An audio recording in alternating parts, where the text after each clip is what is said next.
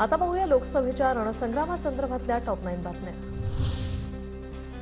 नरेंद्र मोदी पुन्हा भारताचे पंतप्रधान बनणार नाहीत ही माझी गॅरंटी, काँग्रेस नेते राहुल गांधींचं वक्तव्य।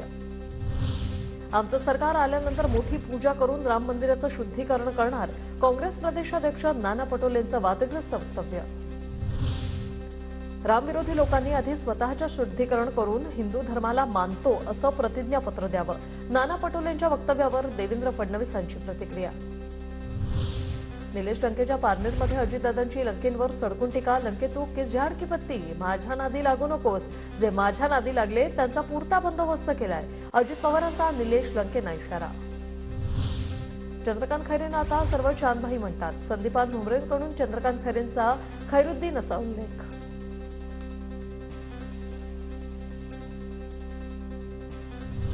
पावसानंतरही अजित पवारांचा पुण्यातील हडपसरमध्ये रोड शो करत अजित पवारांकडून शिवाजीराव आढळराव पाटलांचा प्रचार। मुसळधार पावसामुळे पुण्यातील महाविकास आघाडीची सभा रद्द, रवींद्र धंगेकर यांच्यासाठी शरद पवार आणि आदित्य ठाकरे पुण्यातील वडगाव शेरीमध्ये सभा घेणार होते। खराब हवामानामुळे उद्धव ठाकरेंचा जालना दौरा रद्द, हेलिकॉप्टर उड्डाणास अडथळा, उद्धव ठाकरे संभाजीनगरातील रामा इंटरनॅशनल हॉटेल येथे मुक्कामी। मतदानाआधी शिरूरमध्ये पैसे वाटप होण्याची शक्यता, अमोल कोल्हेंचं निवडणूक निर्णय अधिकाऱ्यांना पत्र, ज्याला जे वाटतं त्यांनी निवडणूक आयोगाला सांगावं, कोल्हेंच्या पत्रावर अजितदादांची प्रतिक्रिया।